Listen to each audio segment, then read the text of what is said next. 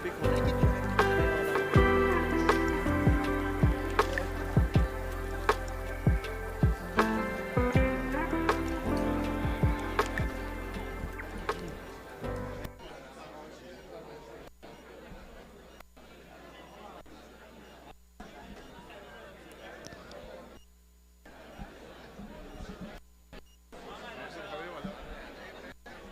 رفت دستشویی بنابراین یه 2 دقیقه بعد. اوکی.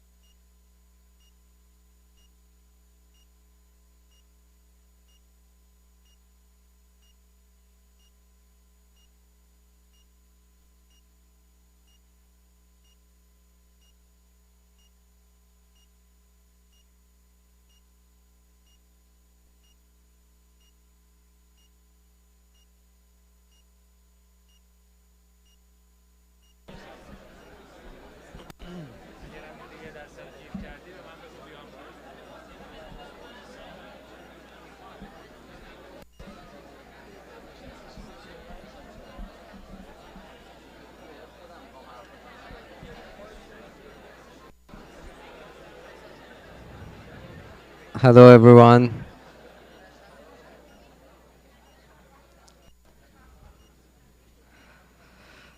Hi everyone, this is Mo. I'm part of the PTN team and welcome to your home. This is your home actually. We are trying to have this event as a place for everyone to hanging out and create this Persian community here. So welcome to Persian community, and I have one request from all of you guys.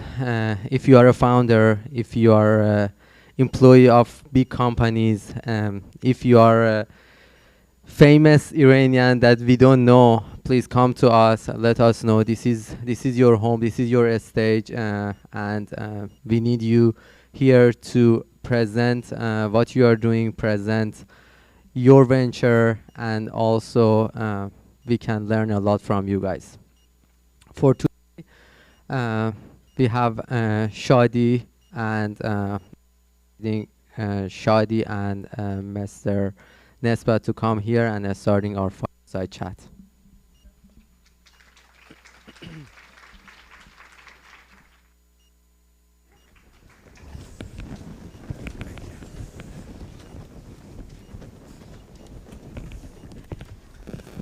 Can you all hear me?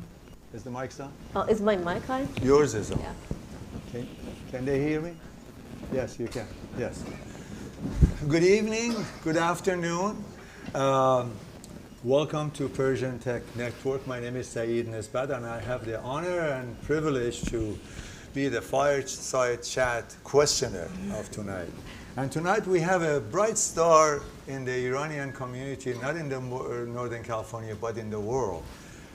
An entrepreneur, a technologist, and I will go through some quick list of achievements that Shadi has done.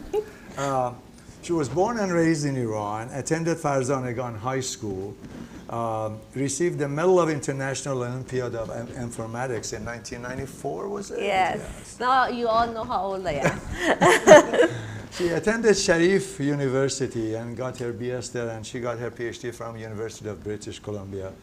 She is the winner of the 2023 Woman of Impact Award, a veteran of a new startup in the Bay Area, VP of Engineering at Palo Alto Networks for 11 and a half years, and Senior Exec VP of Engineering of Amplitude for 4.5 years. Yes, almost. Welcome.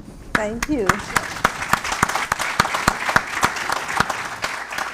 And last but not least, I just realized that she has 2 adult children, and I cannot believe that. Shadijan, thank you for giving us the time, and I would like to start from the beginning when you went to Farzanagan High School in Tehran. How was your experience over there, and how did it prepare you to become a technologist, to go into high tech? Yes. First of all, hello everybody. I'm so excited to be here with you all. I didn't expect such a big crowd. This is amazing, the work that you guys are doing and bringing everybody together and exchanging ideas. This is amazing. Yes, so about me, yes, I went to Farzanagan, and my dad wanted me to be a doctor. Actually, yeah, very surprised, traditional. He was actually a math teacher, but I don't know why he wanted me to be a doctor. And he actually wanted both of his kids. My brother also become a doctor. He actually became a doctor. My brother is 8 years older than me. But I was the one who realized that I can't do it. And I have to rebel. My rebellion against my dad was to basically go to Riyazi. I don't know if you guys know, in Iran, 9th grade, you have to pick a path, whether you go to Tajrubi, to National Sciences, or you go to Riyazi, Maths, and Physics. I actually went for a year and a half to the path of National Sciences. But then at some point I realized I cannot do it. I'm going to go nuts. I went to our principal and started crying that I don't know how to take it. And she said, "Oh, I'm going to talk to your dad." And I remember at the time, she talked to my dad, and my dad said, "No, I never forced her. I just persuaded her. She made the decision herself. She can decide if she doesn't want to do it." And I remember that night coming home, I was walking around our neighborhood, and I'm thinking, oh my God, what kind of decision I made? Now I can't, if I had gone and become a doctor and life had become hard, I would have always blamed my dad. It's all your fault. But now it's all on me. I've made the decision. Now I have to stick to that decision. So that's how it started. But also I remember in Iran, as you all know, they always tell to your face, girls are not as smart as boys. Oh, why should we hire you as a woman? You might go on maternity leave, or you might not be working as much. And actually I feel like sometimes, this stereotype or these things, it was easier in Iran because it was in your face. Sometimes here there is the same subconscious bias are there, but they're not right in your face. So I remember when I was in high school in Farzanagan, I felt like the rebellion against the system, our geeky rebellion, is that let's try to prove them that we can also do as much as boys can do. So I remember, I was into Olympiad, and when I was in 11th grade, we went to the math Olympiad, and that year, when they announced the winners, there was no girls, they were all boys, but they basically announced the top 2 girls. So Roya Beheshti and I went and got an award. We were not the top one. Actually, we were both upset. Why did they even give us that? So the girls are not as good as boys, but let's give the top 2 girls some award. But then the following year, I went and got, to the computer one. I didn't make it to the math one. I couldn't get to the second round. I didn't make it to the physics one. I went for a whole summer and, in the camp for physics, but I wasn't one of the top 6. But I eventually went to to computer science, to informatic one. And I always tell people that had I gone to the math, I would have become probably a mathematician. Had I gone to physics, I would have become a physicist. But I got lucky. I didn't get into those one, and I went to computer. I followed that path. But yeah, that was kind of shows that I really didn't know what I want to do. So you follow it. It's fall into your lap. What happens in your life? I wanted to set this up earlier, but since you asked the question about what year you have to, I think most people know. Let me just do a quick poll. How many people here finished high school in Iran? Oh, wow, okay. Yeah. And how many of you did take the concours, the entrance exam? And how many of you have a 2-digit rank in the concours? Come on, let's see hands. Amazing. That's amazing, yeah. I wouldn't. And how many of you are Sharif graduates or attended Sharif? Oh, see, there's a lot of Yes, compatriots there's a lot over of here. classmates. But I'm sure there's a lot younger than I am. So You can't be sure. I went to Sharif for a week. for a week, yes. Now, transition to higher education. What motivated you to pursue PhD computer engineering? And, but before that, tell me, how was your experience in Sharif? And that was where you picked your major, right? Yes, so Computer engineering. I went to computer engineering in Sharif, software engineering. And I actually, I always tell, I'm telling my daughter these days because she's studying computer science. One of the regrets that I have when I went to college is that I was working full time and I was a student and I felt like I didn't do the student life as much. And I tell her, go enjoy life, don't rush through life. She's not listening to me. But so yeah, I was going to Sharif, but I was working full time. First I was teaching, and then I was working at Tehran municipality as a software engineer. And then yeah, when I finished, one of the things I wanted to live Iran. I wanted to explore what else is there. I wanted to study abroad. So that's how I applied and got admission at UBC and went there. And you got your PhD from University of British Columbia. What did you work on for your thesis? Was it related to the things you did later on? Actually, not really. So when I was at Sharif, of course, going through the path of Olympiad, we work a lot on the theory of computer science. So I was really doing my bachelor project on theory. And then I went to UBC, and my PhD was on scheduling and optimization, kind of operational research kind of field. And then while I was doing that, I was working with another professors, networking and mobile agent and so on and so forth. And actually my career was not about my PhD, it was following the path of the networking. That's how it started. So you had the experience of working with for a couple of startups right after. That was, what was it, Incra and Vernier? Yes. How was your experience there? And what did you learn that you can tell us about, or it helped you in your next moves?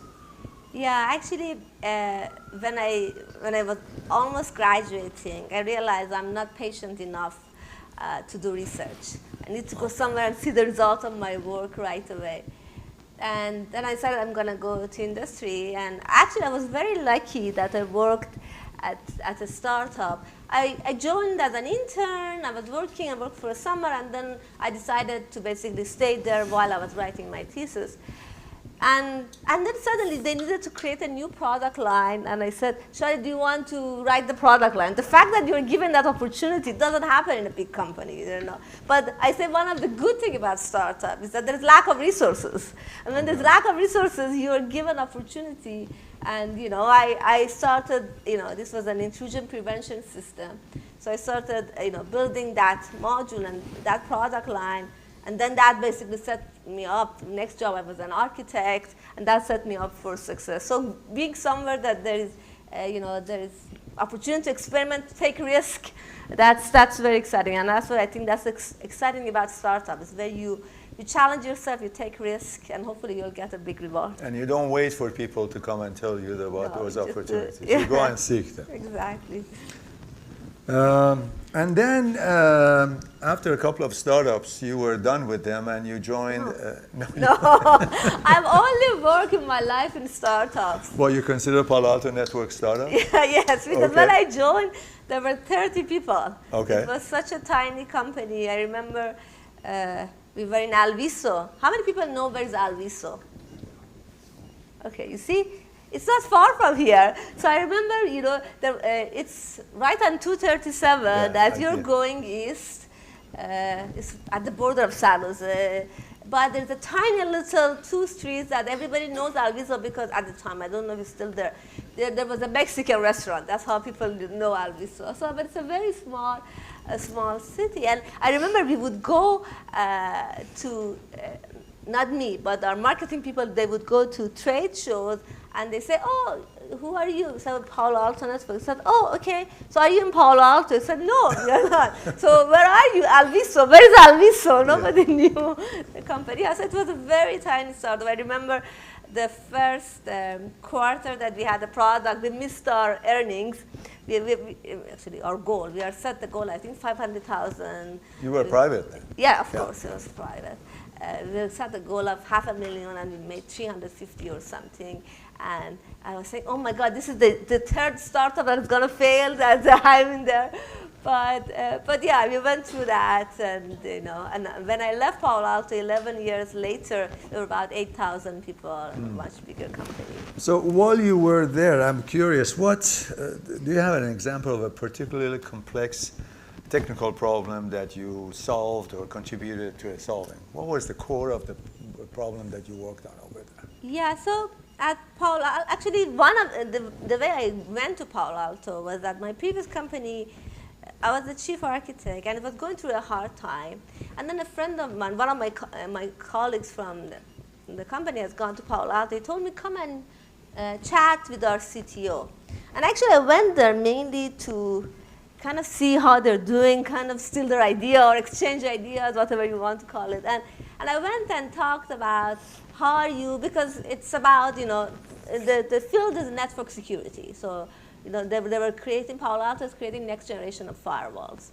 So the idea is that, and as I said, I was working in intrusion prevention system and then on the security field. So I went and see, okay, how are they doing, what is the technology to basically, as all the packets that are going through the network and you want to basically detect the bad guy versus the good guys and, bad traffic versus good traffic.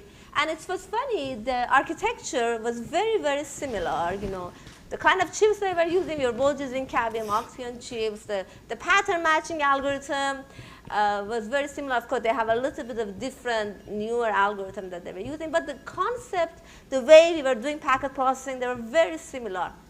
But what was interesting at Palo Alto that was different than my previous companies was not a technology difference. It was about how they were positioning and what problem they were solving with that.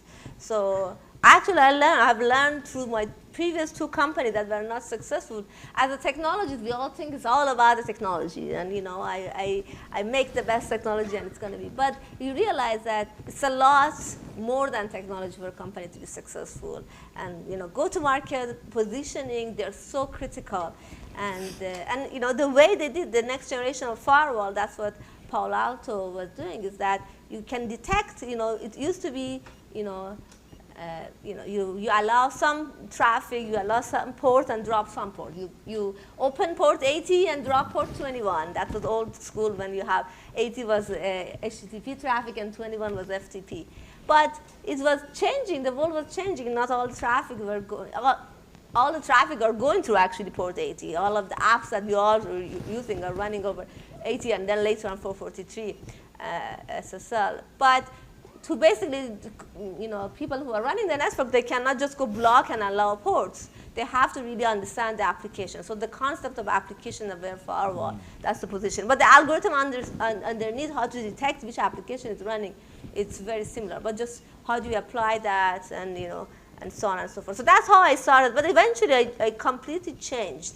I went into, creating SaaS services and offerings to basically enable the firewalls to do their job well. And then I moved completely to data, big data processing, and so on. So the core of your innovation and contribution was to switch from the port-based into the application-based. Application. That was the core of Palo Alto originally. And then, as I said, when we went into, to detect zero-day attacks, to detect new malwares, files that are going over the network, you run them into in a sandbox, you look at their behavior, detect based on the behavior of file, detect which one is malware or benign, and then you also instrument all of this behavior and do big data processing to basically detect, indication of compromise and provide insight and so on. So 11 and a half years in Palo Alto Networks, and then you left to go to Amplitude. Yes. Why? So actually, I didn't leave Palo Alto to go to Amplitude. Okay. After 11 and a half years, I could have stayed at Palo Alto and retired. It's a great company. I could be alive for, but we got a new CEO. He has done great work.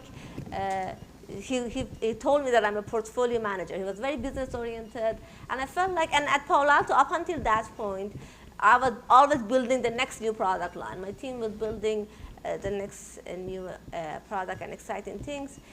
And he truthfully has done great work, and he was thinking that his view for growth is coming a lot of acquisition. So and Palo Alto has done a lot of great acquisitions since I've left.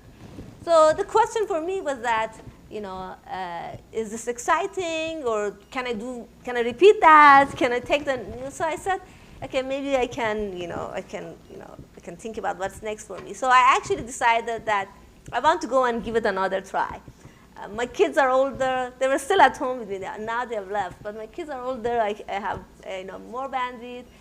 So I actually told Palo Alto I'm leaving in November of 2018.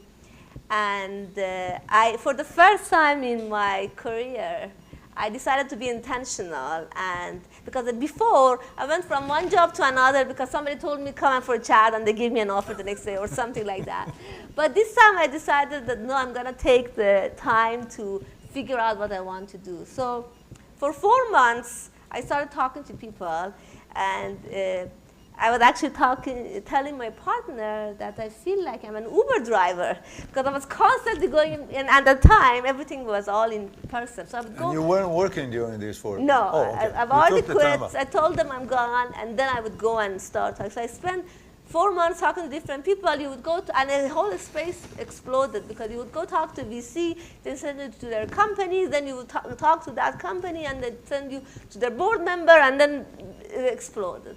But I actually it was great because I got to meet a lot of different people, made a lot of great connections, and at some point I said, okay, that space has to converge. I have to make a decision. I cannot be a full-time talker and job seeker.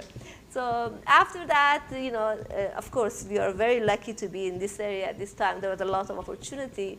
So I decided that among all of them, Amplitude is the best one, and I picked Amplitude. And I joined Amplitude 4.5, not completely 4.5 years ago, in April of 2019, I joined Amplitude. Okay, we're not counting, okay. I want to move into a topic that you touched upon, navigating a male-dominated field. You said something about they don't think the girls are as smart, in high school as the guys are. I want to ask you, what are your strategies to overcome the challenges and biases in the working place, in Sharif, when most students are guys and you had to be one of the few females over there? What was your secret sauce of dealing with that? Ignore them, just kidding. What happened is that there are times that you feel like an imposter syndrome, right? You look around the room, you don't look like anybody else. There have been so many meetings that I'm the only girl, and you feel like, do I belong? And you question yourself. But the reality is that,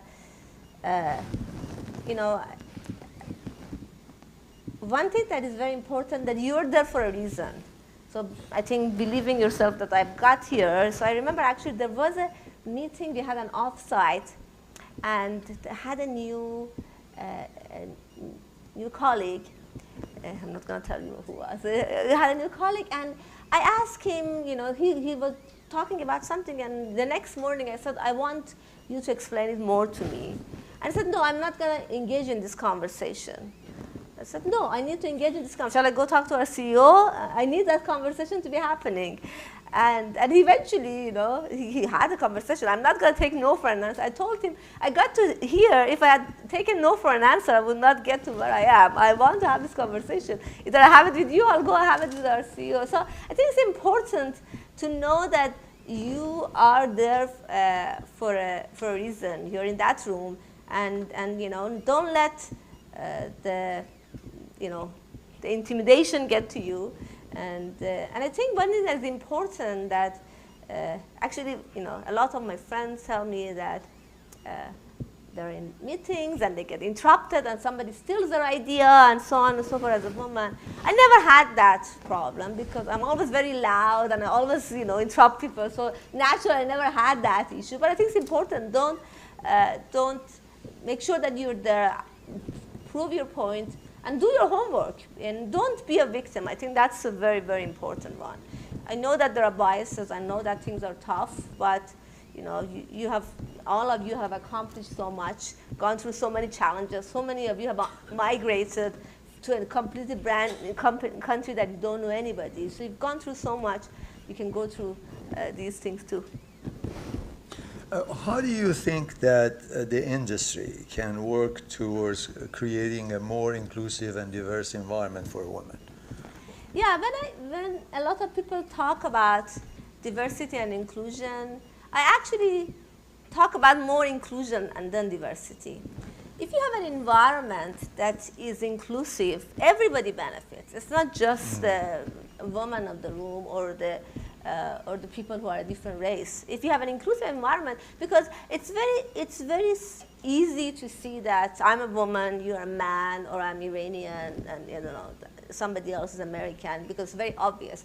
But we bring so much different to based on all of our experience, what my childhood looked like, what has happened, and everybody has that different perspective. That's what, when you have an inclusive environment, you can achieve so much, because if you have an inclusive environment, you might have an idea, you say something, and because you're willing to hear that, I can build something upon your idea, and I make it better. But if you're shutting down and not letting people who are not, look like us or whatever give that idea, that whole creation and build-up of knowledge doesn't happen. So I always say that great teams are the one that the knowledge of the team is bigger than the sum of the knowledge of individual. People are building upon themselves.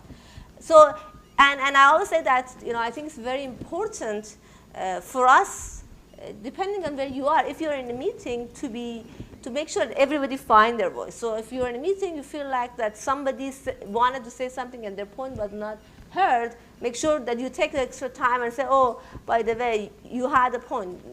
Give the floor so that people can bring up that. And if you do that, if you create an environment that is inclusive, then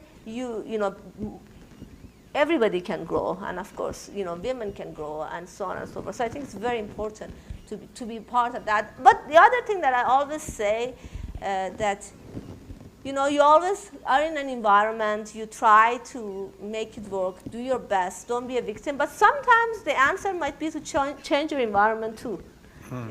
We all decided, a number of us decided to leave Iran. Yeah. So something was not working and we decided to change it. So sometimes it's okay. Don't feel like it's a failure. If it's not working in this, I go figure out somewhere that I can be successful, then I can. So speak up and also model the inclusiveness that you would like to foster in the company. Yeah. Speaking of fostering principles, as the Senior EVP of Engineering at Amplitude, what leadership principles do you participate in, or do you foster?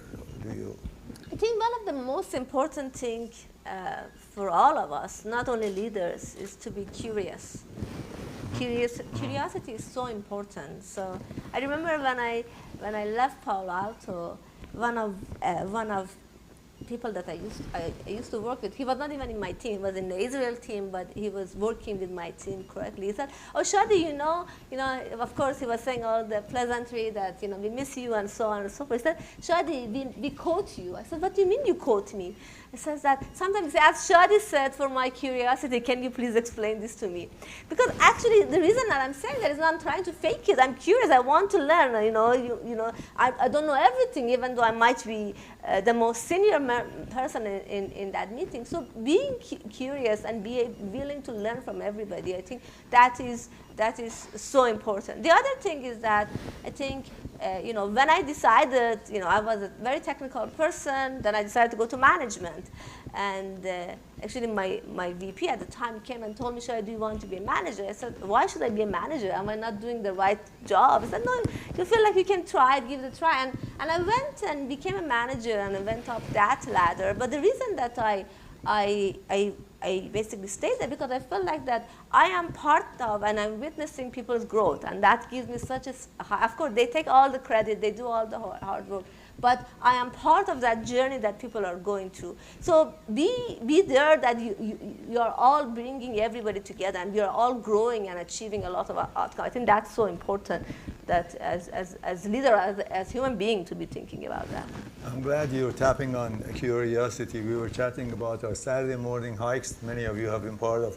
And if you've been to the hikes, newcomers, they have to deal with my questioning. And I felt them with a series of questions because I'm very curious about them. And I encourage everybody who comes in to go deep, ask very, very deep questions about other people's their work, whatever they do, their interests. So yeah, and I think one thing that is very important, sometimes when people feel like imposter syndrome, they feel like they don't belong, then they won't let that curiosity happen because they feel like if I ask a question, I'm showing people that I don't know things. Yes. So it's as part of it to be able to be, it's okay, you don't have to know everything, and be able to ask questions and foster that. I would like to ask about the future of technologies. Could you share your vision of the future of technology and its impact on business? AI is going to take over the world. Okay, so you want to go there? No, I'm not going to go there. How about time, the real-time data analysis? So what's going to happen over there? That's your alley. Yeah. What Amplitude does, so maybe I can do a little bit of pitch while I just give that. So we basically do, we start as a product analytics company. So the idea is that you're building a product, you want to basically instrument your product, and then you want to understand the journeys that your users are going through. So, and you start, okay, these users are converting, these users are dropping off, these users are becoming subscribers, what path they're going, and how do I change my product to basically serve more users and be successful. Actually, the reason that I joined Amplitude, because I believe that, if you go back 20 years ago, the success of the companies were defined by how good their sales and marketing is. That's why there was so much innovation in Salesforce and marketing cloud and marketing operation and so on. Now, I think the good thing for us technologists is that the success of the failure of companies depends on the product, how good their product is. And if you build a good product, you can retain customers, and if not, you can. And actually, I used to always question that why one product becomes successful and another one is not successful. And a lot of time people feel like it's just intuition, whether the people who build it. But intuition can get you to a certain point.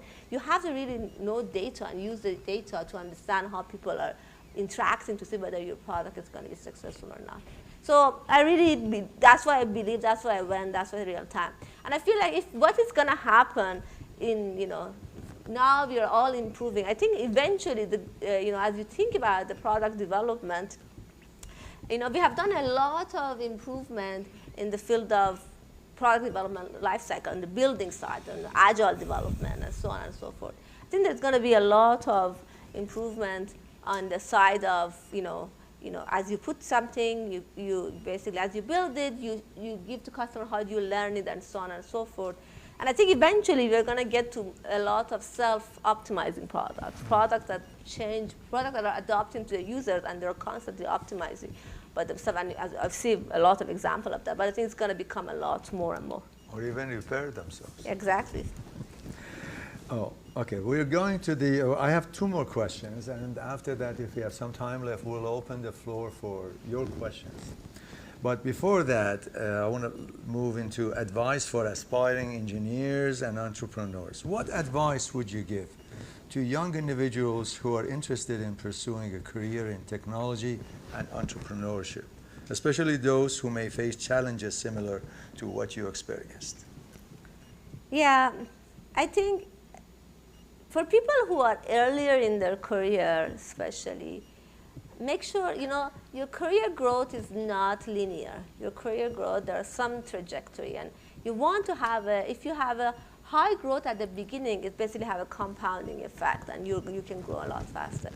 So pick somewhere, that you feel like that you can have that opportunity of high growth. Maybe not necessarily optimize at the beginning for the highest salary. Optimize for that learning. As I said, I was lucky. I just happened to be somewhere that there was a startup, and I didn't make that choice intentionally. But I think that was one of the best things that happened to me. I was somewhere that I was given opportunity, and I could build that. So I think it's very important that, again, it goes back. Make sure you're at the right place, right environment for your growth. And again, if different people at different stages of their career. So earlier stage, I would always say that actually, I'm telling my daughter, I don't know if she's going to listen to me, that just go somewhere, go to a smaller company, go to startup, so that you can have that exposure. You would not be a tiny, tiny fish in a big pond. You will have a big area. So that's what I said. And the other thing is that, follow. We have a lot of entrepreneurs here. And I think follow your dream and, be willing to take a big chance. And a lot of time, you will not be successful, but you learn so much from that. As I said, my first 2 companies, I didn't make a dime. I remember I bought those shares and they become nothing. So I lost money on that, but that was the learning that set me up for my third thing. So don't get disappointed and just try it, and then at some point you're going to be successful. And then I want to ask you about balancing career and personal life. How do you manage the demands of a successful career in high-tech industry, while you also maintain a healthy work-life balance? What's the secret there? I think the definition is, what is the healthy work-life balance, right? So everybody has to define it for themselves. What is important for you? Actually, people ask me, about having kids, right? I was actually, I divorced. I got divorced from my husband when my kids were 5 and 6 years old. So I was kind of a single mom. I was working, Wow. And one of the things that people tell me how I said, the good thing is about having kids. Of course, there's so many hard moments and things get tough, but there are days that I go, I go to a meeting, a boardroom or something, and I get beaten up that things are not going well. That happens all the time. And as I'm coming out of that meeting and I'm walking to my desk, I cannot fake things, so people can read through me. So I have to feel good about myself. So as I'm going, I'm not giving negative energy to people. So I said, oh, I'm such a good mom. So I go and satisfy that. And some days that I'm dealing with my kids and they're telling me, oh, I hate you or you're so bad, I say, I'm such a good employee. So I feel good about that. So there are always, life has so many different elements, right? You True cannot, balance, yeah, exactly. You have to figure out what gives you the highs, how can you manage that. And there are days that I work very hard, and there are times that I go on a lot of vacations. So it's not always constant that it's always going to be this model. But again, figuring out what works for you. So my partner, he has teams in India, Armenia, works with customers in Korea, Japan. He's working 24/5. So basically, at all hours he has meetings. I tell him, I can never live like you. So that's not, he doesn't have work-life balance, but he's managing it. So you just have to figure out what works for you. So for me, it would not have worked. You balanced on a seesaw, essentially. Like one goes down, the other one goes up. Exactly. Have that energy. What gives you the happiness? Thank you.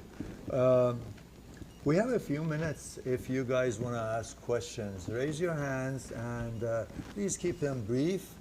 And we have a microphone that John can pass around. If you ask a question, please tell us your name and where do you work or what do you do. Anybody? Any questions? We have a question back there? Yours? No. Come on, you can ask questions about Farzan Aghan or Sharif. Or nobody wants to ask. Oh, my story was so boring. Nobody has any question to ask. No, no, there's somebody here. There's a brave person. I can ask one. Oh, we have one over there.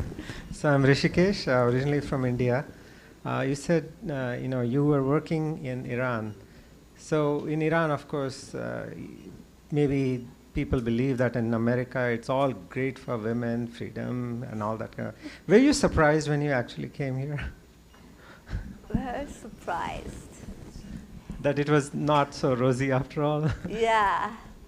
Was life different than when you thought? Yes, actually, yes, I think I was surprised. As I said, one of the things that surprised me as a woman, in Iran, it's in your face.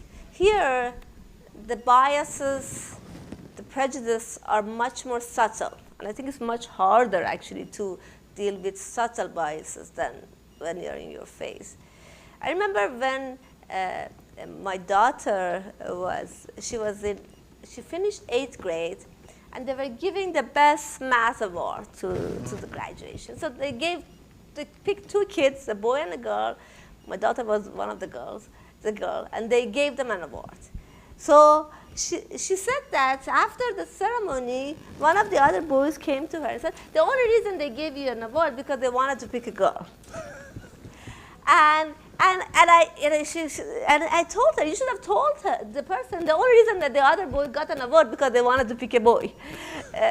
But there is these subtle things, and I think the fact that if you're good in math, maybe you're not feminine enough, or these are much harder things to be dealing with. So yes, absolutely, there's a lot of things. Actually, I remember when I went to Canada at UBC. This is 1998, so many years ago. I was going and talking to high school students to basically encourage them to study computer science. But still, there's even to this stage, after so many years, there's not a lot of. It's getting better, but there's still a long way to go. So yeah, absolutely, I think I was very surprised. I expected these are all only the problems are happening in Iran, and everywhere else is completely equal. But that was not the case. Thank you. If there are no other questions, I have a question that... He has a question. We have one over here. And there's another brave soul here. Can we get the microphone over here? Thank you.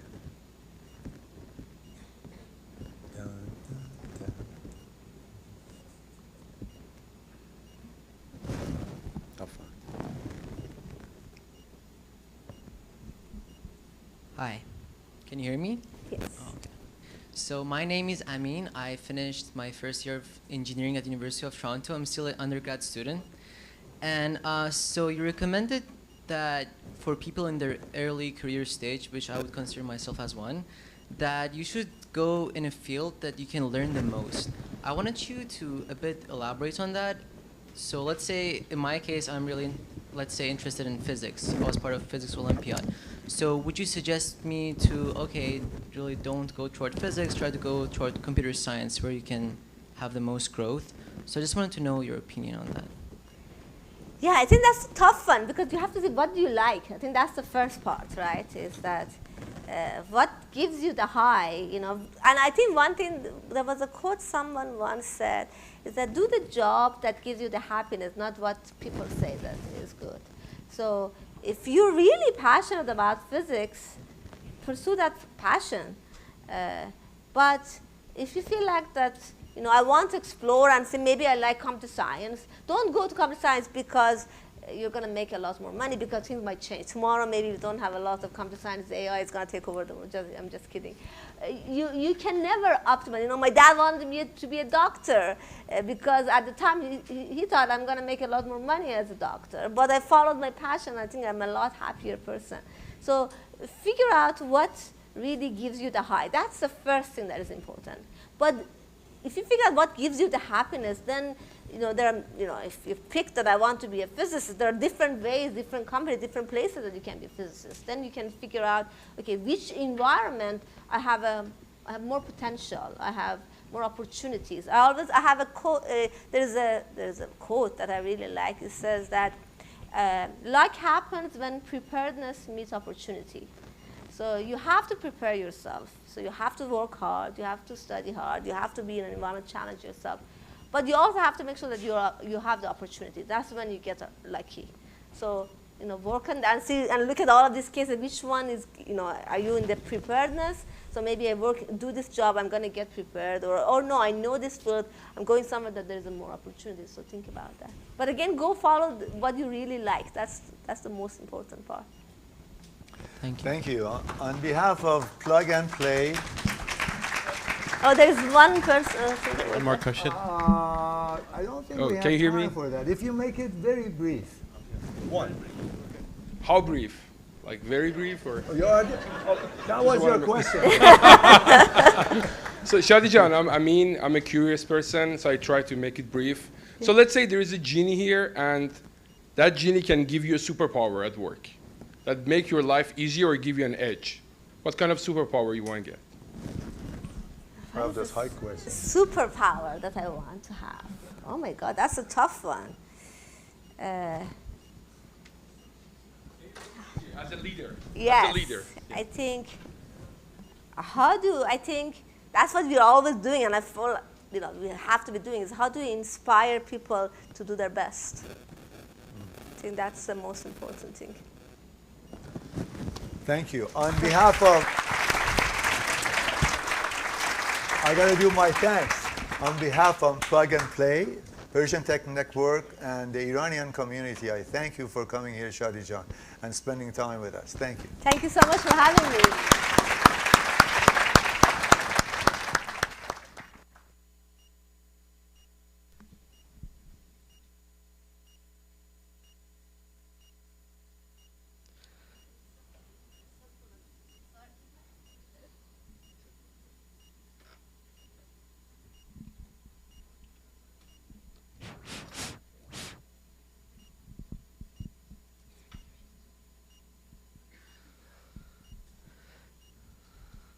Thank you, Shadi and Mr. Nesbat, for having a great fireside chat. Now it's a time for inviting the startup to have a pitch for us. I'm inviting Neda to come to the stage and pitch for Persian Tech Network.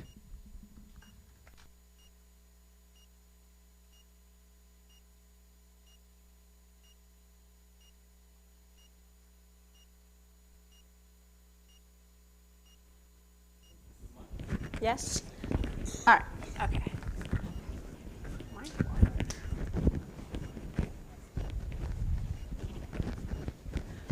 Are we gonna move the chairs or not?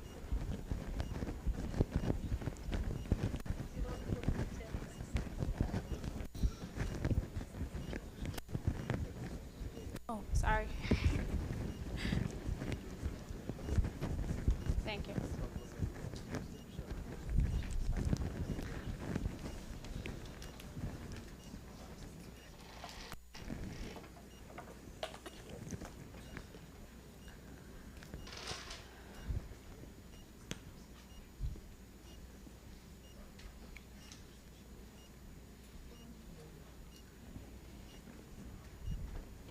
Thank you. All right. Hello, everyone. My name is Neda, and welcome. Well, today, I'm going to give you some facts about myself. Well, there are two things that I cannot live my life without them. The first thing is something that I'm pretty sure a lot of you consume daily, you have a very special relationship with, and maybe some of you have tried to quit it, but probably you couldn't. I've never tried to quit it. And that thing is coffee. So I love coffee. I live on coffee. The second thing that I cannot live without is something that have brought me here today on this stage. Well, let me give you a short story of how I ended up here. A few years ago, a friend of mine asked me to join him on a backpacking trip with his friends. And back then, I was a student, I was broke, / I was not happy with what I was doing with my life, / I had no idea what backpacking was. But then I just go. I grabbed my college backpack, I put my sleeping bag in it, and I joined them.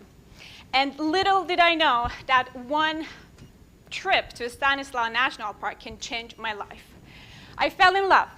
After that, every time my friend wanted to go to Sequoia, Big Sur, Mount Shasta, I would go with him. No question asked. I was the happiest when I was in nature. Nature became therapy for me. Every time I was feeling down or I felt overwhelmed or stressed with everyday life problems, I would just like spend a couple of days in nature and everything felt much better. And don't get me wrong, my problem still existed. It was my perspective that has changed through life. Climbing all those mountains and swimming on those lakes have helped me to have a better perspective about life. And I was so excited about it. I wanted everybody to do it, and I wanted everybody to feel what I was feeling, but there was a huge problem. The problem was all the things that I was doing, they all needed outdoor equipment. And outdoor gear is very pricey. Every item that you need to go and do an outdoor activity costs you at least a couple of $100s. And I was a student, again, broke. I couldn't afford any of them. And also, whenever my friends wanted to join me because they see all those pictures and they saw how amazing all those trips was, I was telling them, are you willing to spend $1,500 to $2,000 and buy everything you need and join me? And they were like, no, thank you. So the problem is, outdoor gear is very expensive, and this have caused lack of diversity in the outdoor industry. Well, you might say, what are the current solutions? We have two big names, REI and Sport Basement. Look at these maps. The blue dots are the location of REI. See how scattered they are? They're not accessible at all. So if you want to have and go rent something, the accessibility is out of the window. And then I came up with this idea of mine, which is creating an online peer-to-peer marketplace for individuals to easily find, rent, and list outdoor gear. And with this solution, we could provide affordable and accessible outdoor gear for everyone. You might ask, how big of a market is this? It's a huge market. And I'm pretty sure a lot of you didn't know that. So $120 billion is the market size for outdoor equipment in general. And $45 billion is the size of the market of the gear that we provide on our platform stack. And by being really modest and targeting only 5% of that market, we can hit $3 billion market. So the outdoor gear rental market is witnessing a really magnificent growth. And the reason is outdoor activity is getting really popular, and people would love to travel sustainably. And that's why now is the best time for our platform to go into the market. First of all, hybrid remote workplace. People have so much more flexibility to travel around and do much more outdoor activities. We're targeting Gen Z and millennials. These generations, especially Gen Z, which are 27% of the population of the US, which is the biggest generation, like the hugest one, they rather to spend their money on experiences than purchasing goods. And also, they're very well adapted to using sharing platforms. And also, our platform practices sustainability and circular economy, which is a very trendy thing these days, and I really hope much more companies practice that. And also, this is an untapped market potential. So this is the outlook of how our product look like. It's super easy, like Airbnb. All you need to do is you put what you're looking for, where you're going, and you hit search. For example, let's say you're going to Tahoe and you want to kayak in Lake Tahoe. That only makes sense if you rent a kayak from someone local near there, and you just go pick it up, have a great day at the lake, and then return it. Our business model is super simple at this stage. We only charge 15% from the renter, nothing from the suppliers. If you have something in your garage, collecting dust, you're not using it, you can just list it and make money out of it. So we're building a marketplace. Marketplace has two sides, suppliers and renters. And we have a strategy to tackle those fields. Well, we have initial target areas, San Francisco Bay Area and Denver Boulder.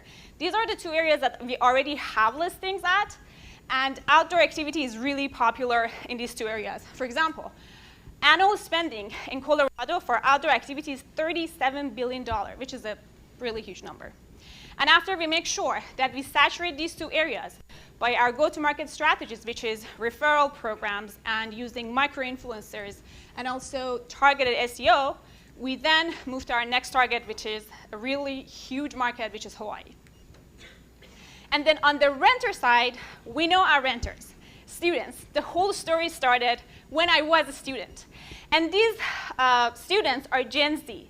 To give you a little bit about the consumer behavior of Gen Z, they are very price conscious. They are really caring about the products that have social impact. They care about the sustainability. They care about products that have a positive impact on the environment. And they already cannot wait to use our platform. And also, unlike previous generations that we thought we have to get a job and we have to have savings and then we can travel, they're constantly traveling, even though they don't have that much money. So providing them something that they can use with a very affordable amount of money is what they would love to have. And here, I want to tell you what makes us different from our competitors. Well, we have a feature, a map feature, that shows you the suppliers in your area. We have a built-in chat system, and we have a built-in payment system. So we try to make everything happen within our platform. And our traction so far, so we did beta launched. We have over 500 listings, both from partner stores and individuals. And also, we have a really exciting partnership in line with Grover, which is a European marketplace, and they're a unicorn. And we will be featuring their drones and their GoPros. We are looking to raise $900,000 for our pre-seed with a post-money valuation of $4.5 million. And with that money, we are planning to hit 50K users and reach out our seed round. And to tell you about our team. So we are a mixture of kind of all generations. Me and my co-founder, Sharmin, we're millennials. You cannot find more resilient people than us. We have Shiraz, a generation before us. We're using his expertise in tech dev, and also he's very wise. And Grant is our account executive, one of the most hardworking people that I know. And recently, we have welcomed Jen and Paul to Gen Z in our group. So we're going to use their perspective in designing the product and also our branding and marketing. And last but not least, we made a platform so you guys can make the memories. And we are trying to democratize the outdoors with SAG by making outdoor gear affordable and accessible for everyone. Thank you.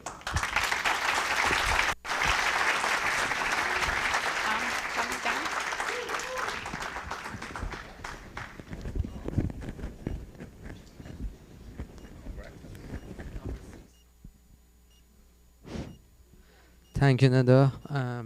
We have a Q&A after our pitches. I'm inviting Ryan to come to the stage and pitching OpenAI. Thank you, Mo. Yeah. Thank you so much for organizing this event, Plug and Play, and Amini Group. I wanted mention something, and that's the value of creating a community like Iranian American community, and I'm really thankful of that. And I want to share a story that how important it is before pitching my idea and have the slides. I remember in 2004, I was at school in Iran and Tehran, Shar-e-Gharb, if you know, and I saw this Mars landing, great opportunity, and I was watching that with my dad, and he said that, wow, can I see you one day at NASA? Like this guy who manages all of these people, Firuz Naderi, is Iranian, and he was born here and now is at NASA. That was in my head. How can I become successful? How can I come to the US? How can I be Firuz Naderi? So that made me to work very hard. I emailed him, asked him, how can I be like you? And it was very generous that he responded me and said that work on your English as well as get a PhD. When you came to the US, email me. So I worked so hard. I got a gold medal in astronomy Olympiad. I went to Sharif, and then I came to San Diego, and I emailed him. And surprisingly, I met him, and like he was the second father or that uncle or cousin that helped me to go the next level. It is very hard for immigrants like us to stand up in this new environment. And I want to thank all of you for being successful. And let's be that cousin or uncle or aunt to take us to the next level. So, and one thing that remains is Dr. Nader is not with us, but his legacy remained. And I'm really thankful of what he did to me and many others. So I quickly go over what OpenAI is because I feel I'm running out of time. And the reason that OpenAI is in this stage was he's continuous, supporting us even outside. So OpenAI is, what is the, many of you are, in real estate, and in order to do any renovation project, you need something called building information modeling, or BIM, or floor plan. In fact, my sister is an architect, and she approached me and said, can you build something that I can use my smartphone, take a video, and get the BIM, Revit, AutoCAD model? And I thought, that's doable. Let's do that. And I hired a couple of PhD students from my old lab, and we started building that. Because the BIM creation is very slow. It can take a couple of days to weeks. For some buildings, such as the commercial building, it can take a couple of, from weeks to months. And it's very labor intensive. And most of the available solutions are not going to address this problem. So our solution is to use your LiDAR-enabled phone, iPhone, iPad, Next Vision Pro, to take a video and solve this problem. It is very affordable, done by one personnel rather than a couple of people. And the outcome is going to be on multiple output formats that are used by industry professionals. So the marriage between the LiDAR and AI available on your smartphone is giving birth to new industries, including spatial computing that we are at. So our technology is proven and validated by the National Science Foundation and NSF SBR Phase 1, in fact, in 2022, to build this product and make it to the next stage. And here is a demo of how it looks. You can download it from App Store. So you can, like this, record a video. It's going to generate the 3D model on your phone, as you see here. It's going to add the texture. You can also recognize objects, right? If you want to have a mode that it detect the objects in 3D, which is going to be much harder than dealing with the 2D images. And when you upload to the cloud, you can get like a CAD or BIM model in different formats, such as a SketchUp, AutoCAD, that can be used by industry professionals. And you can download it from App Store. Right now, it works on iPhone and Vision Pro. So here are the outcomes that you're going to see. You're going to see the point cloud or the mesh that is going to be generated on the device.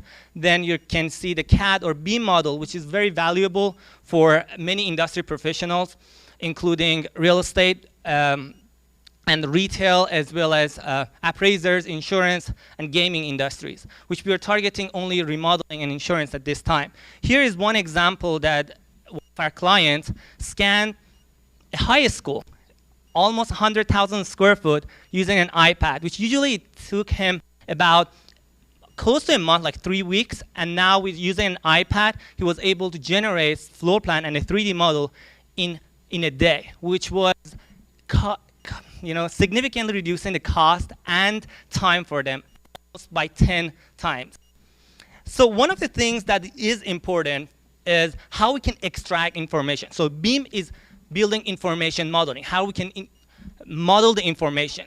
So one of the things that we observe is how we can extract this information. So we use both language models as a computer vision and combine that using a multimodal system that you can look for different objects. We can understand different objects in the context. You can look for it, and by understanding these, the context, you can remove them and build the output in different shapes. It can be using like a Revit model or CAD or different formats. And you can extract the usable information from your 3D model, which traditionally was not possible. But thanks to recent advancement in AI, and we can observe such capabilities.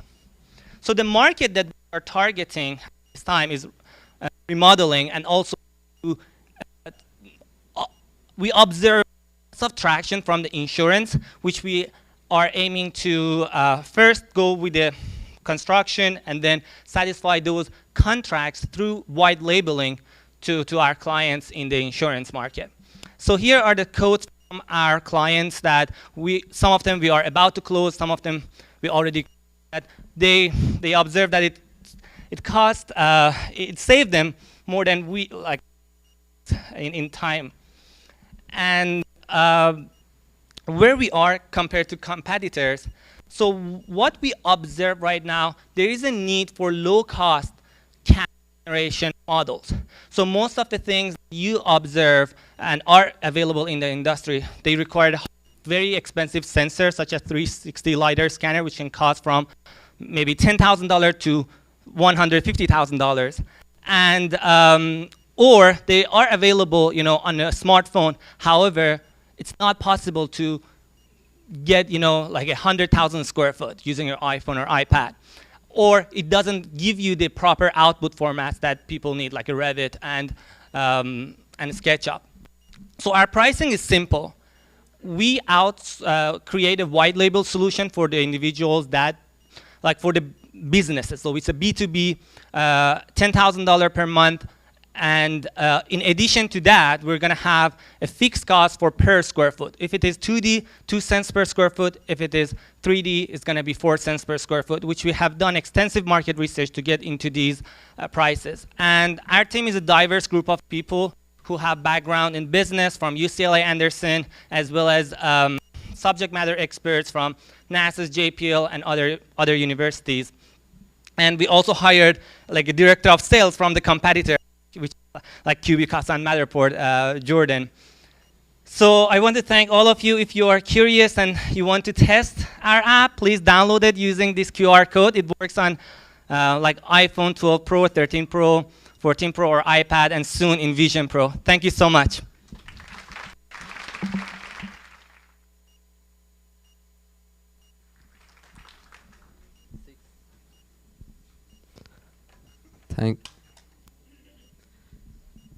Thank you, Ryan John, for great presentation. Next presentation is an online presentation, but we have a video. But at the end, we have a Q&A, and Mustafa will be there, and he can answer your questions. Thank you.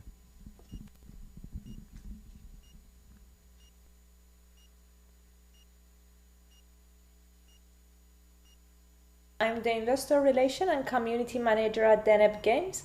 I would like to introduce our CEO and where did the Deneb idea came from. Mustafa has 15 years of experience in game development, and he has developed more than 200 games and more than 3,000 minutes of animation. Back before, he used to develop games and give it to other publishing companies in order to publish, but after getting one hit game called Monster Gang, he decided to establish a company in order to develop and publish at the same time, and that was the beginning of Deneb. So in Deneb, we develop and publish hybrid casual mobile games, and our company is based in Istanbul, Turkey, founded in 2022. In general, we have 4 categories for mobile games, includes hyper casual games, mid-core games, and hardcore games. But what we develop in Deneb is hybrid casual game, which is a combination of hyper casual, casual, and mid-core games. So if we want to have a look at the market size, the global game market in 2022 is about $200 billion, which half of it is just dedicated to smartphone and mobile games, which is about $103 billion. We have 2 main revenue models, which is based on advertisement and in-app purchases. Within our Google Play panel, we have developed around 50 game prototypes till today, and in different genres such as action, idle games, runners, puzzles, and our strategy is to develop as much as game possible in order to increase the chances for getting 1 or 2 game hitted. Out of these 50 prototypes, 12 games have demonstrated exceptional KPIs ready for further development and testing. Upon reaching the next stage, we plan to publish these games globally. So now I would like to share 3 of our best games KPIs, which includes Virtual Cop Shooter, Dr. Octopus, and Office Master. These KPIs are all tested in USA. The first KPI is CPI, which stands for cost per installation. Generally, in global market, less than 50 cents considered as good, but as you can see, we have 21 cents, 16 cents, and 23 cents, which is perfect. The other parameter is D1, which stands for Day 1 Retention. And again, in global market, more than 30% is considered as good. But as you can see in all of our games, the users show more interest to coming back and returning to the game more than 30%. The other important KPI is playtime, which normally more than 600 seconds consider as good, but even we have 2,400 seconds in Office Master. Now let's see the Office Masters Creative Together, which is one of our best games and Hit it! That's what I'm talking about.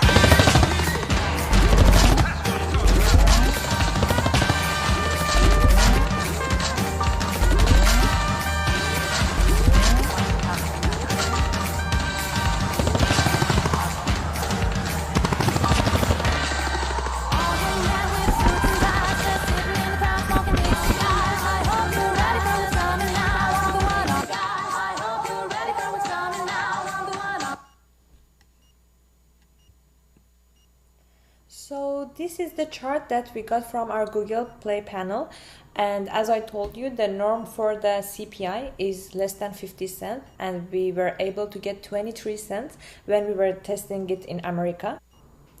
So I'm really excited to tell you that when we were testing Office Master globally, we were able to get the number of 65,000 downloads, and it's about a week ago, just now before the presentation, I was checking out our panel and I see a number of 100,000 installs for the CPI of 2 cents.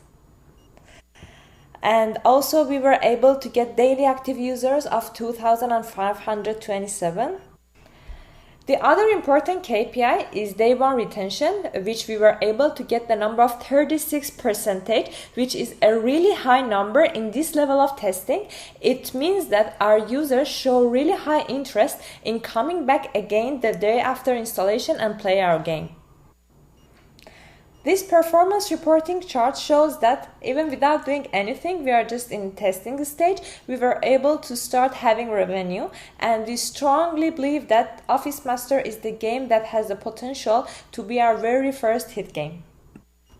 So when we start Deneb, after 1 month, we were able to get investment from Plug and Play headquarters in Silicon Valley, and with that money raised, we produced 50 game prototypes. Again, with the other investment that we raised from Hatcher Plus, a Singaporean company, we bring 12 of our games to iteration 1, and with the other money raised from Amidi Group and another angel investor, we are going to bring 10 of our games to iteration 2, and after getting positive LTV, we are going to publish 3 games globally. The good news here is that we already published 1 of our games, so it's just 2 games remain for global publish. We have an experienced team in developing, publishing, and marketing. Our aim was to raise $700K in pre-seed round, and till today, $500K has already been raised. With the remaining money raised, we are going to run our marketing campaigns on Facebook, Google, and TikTok, and hopefully publish 3 games globally. Feel free to contact us, and thank you for your attention.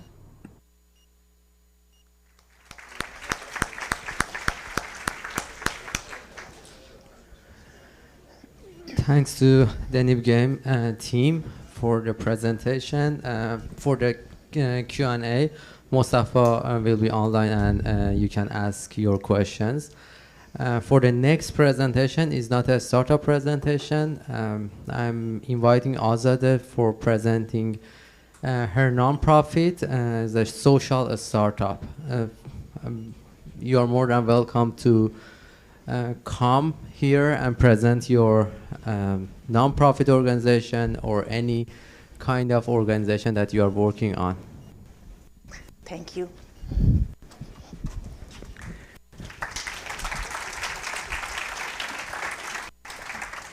Everyone, thank you very much for the time that you're giving me to hear about the Children of Mehr Foundation. I'm Azadeh Sanjari. I'm the member, and I would like to introduce you to the Children of Mehr Foundation and what it does in Iran.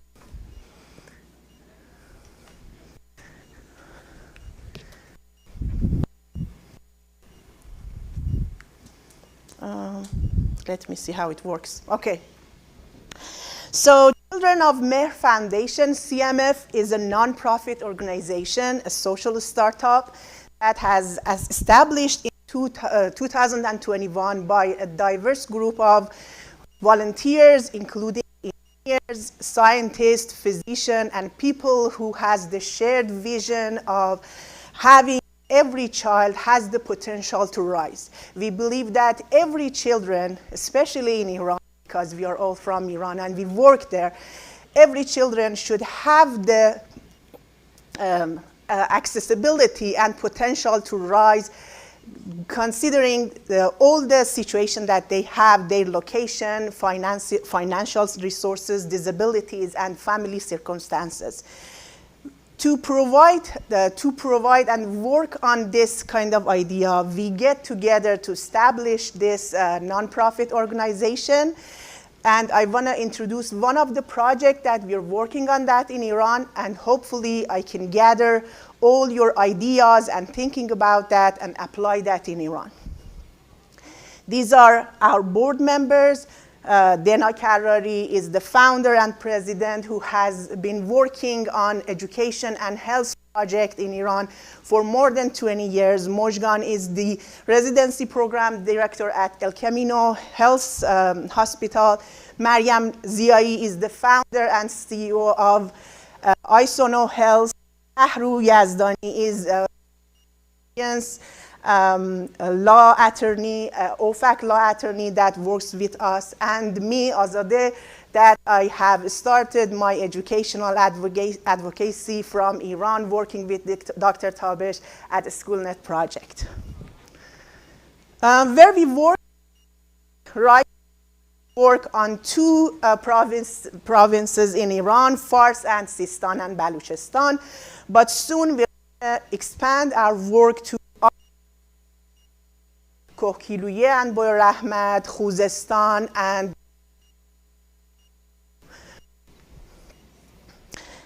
here is the exciting part. I want to introduce one of the projects that and called the Project Book Stop. This is a project that we are trying to provide accessible and scalable, thank you, educational program for kids aged 3 to 13 in Iran.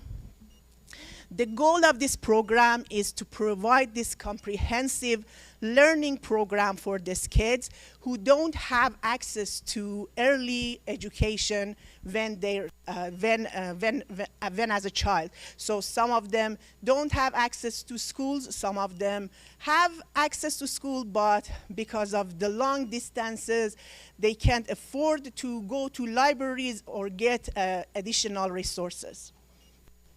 Let's go deeper into the component of the project Book Stop.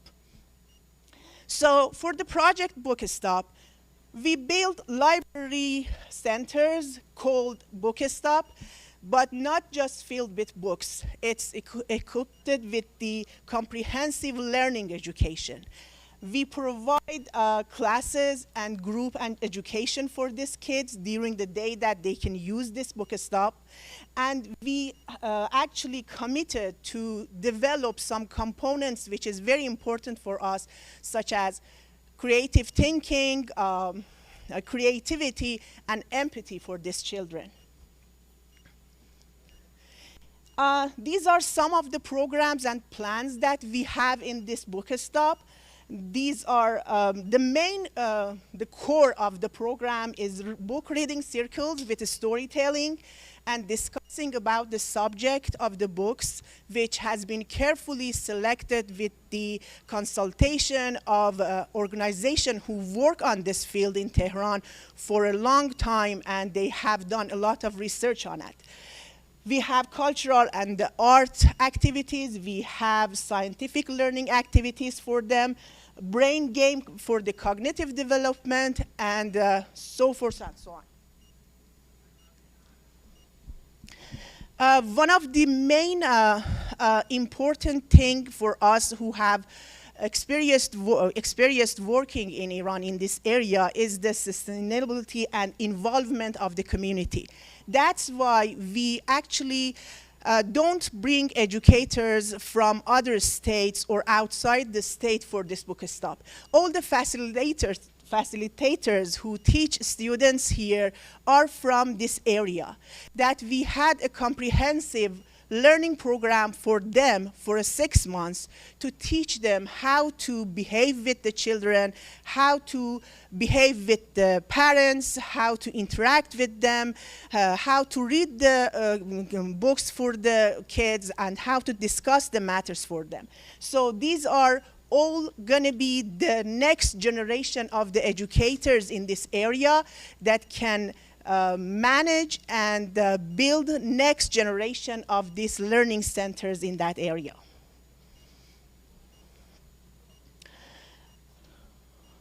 I'm going the other way. Job creation is one of the components that we would love to work on it for the facilitator, as I mentioned. And also we are using other local NGOs collaboration that working on that area, which can create jobs for them, especially for young girls that have been in university, but they don't have any job in that areas of Iran. Of course, we would love have the parental involvement.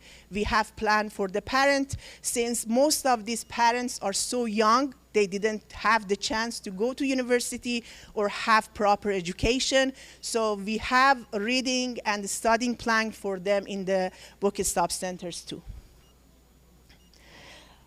Why we are doing that? It was 1 year research that we did with Shorai Kitab and Bamdad, these two centers in Iran, that why we should work on 3 years old to 13 years old.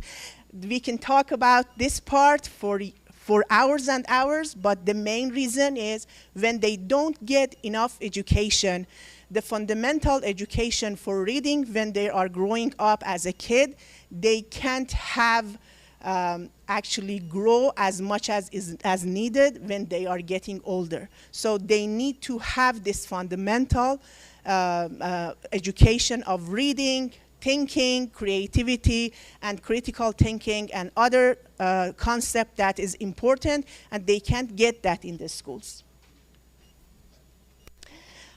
This is the project that we see that as a community involvement and development for these rural areas in Iran. So far, we have built 4 centers, 4 book stop in Sistan and Baluchistan and Fars, and we are about to open our 5th centers in Fars too, and we are trying to increase it to 20 by the end of the year. What we are looking from you, from the Persian tech community, we are seeking your involvement. Bring your ideas, thinking. What do you think it's better for this kid? I'm pretty sure that you have struggled as a kid in Iran. Some of you have seen other people struggled. If you have ideas to complete this plan or new plans that can help us to actually develop this kid's mind, we would love to hear you. So please go see our website, get involved, ask me or other people, and we would love to have you in this community to develop a better plan for this kid and make a better future for them. Thank you very much.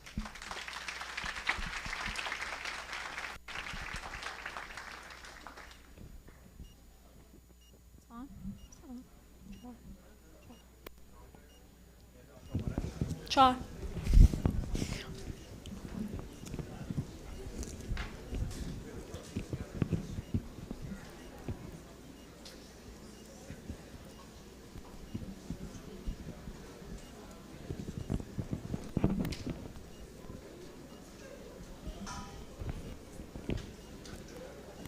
If you have question from startups, Neda is here, so you can ask your question from Neda.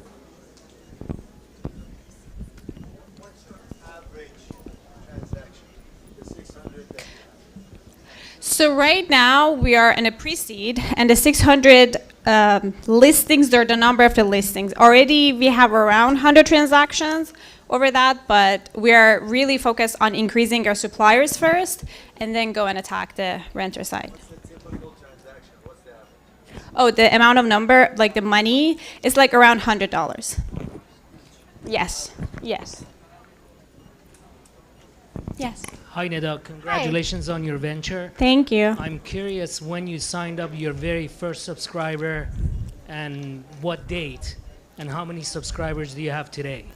So when you say subscriber, are you talking about A user, whether it's somebody that's interested yes. in Okay. getting So since we equipment are a or- marketplace, we are two sides of users, right? Suppliers and renters. Right now, our main focus in getting more and more suppliers, so we are able to provide value to our renter sides. And your question was, when was it? just the date and how many subscribers are there today? We have over 600 listings on our platform. Okay. And it was last September that we started getting users. Yeah. Great, thank you. Yeah, of course. Hi, Dada. Hi. Yeah, love the products, love the vision as someone that really enjoys the outdoors. Thank you. My question was around what are your thoughts on defensibility against platforms like Facebook Marketplace, Craigslist, Letgo? Just want to get your thoughts on that. So our defensibility is that we're going to make sure that we saturate the markets that we're attacking, and we make sure that we provide the value for our renters. And we're really focused on customer satisfaction. We don't want to grow fast. We want to make sure that we grow as our customers are asking us to grow. And I think their business model is different. We don't look at them as our competitors, but we are actually benefiting from Facebook Marketplace and Craigslist. We're actually converting them and make them becoming our users. Got it. And just one follow-on question. So is the focus is on renting and not purchasing secondhand? Yes, Okay. correct. Okay, thank you. Of course.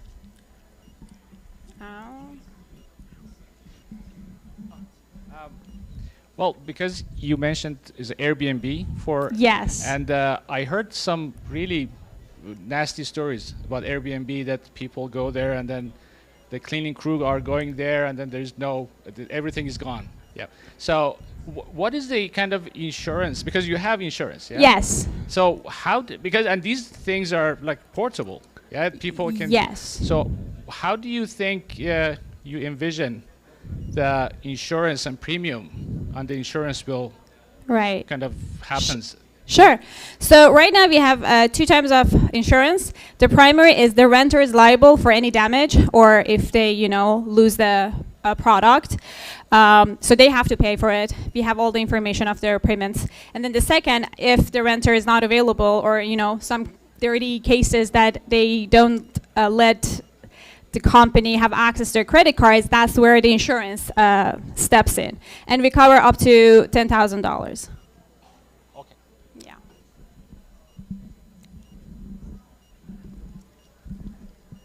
Hi, very good presentation.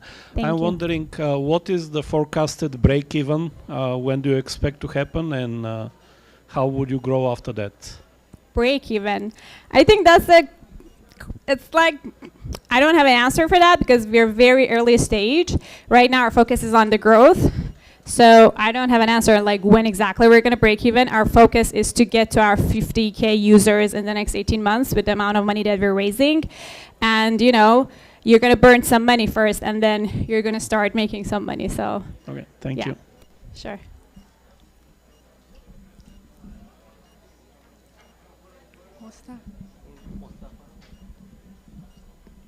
Any more questions? Guess not. Thank you. Thank you everyone for joining us today. And now is the time for asking you again, if you are a founder, if you are a VC, if you are working in a big companies, just come to us and let us know. If you wanted to share your experience here, you are more than welcome. This is your home, and you are more than welcome to come to your home. Now is the time for the networking. So thank you so much, everyone, and looking forward to meet you next time on September 12th. Thank you.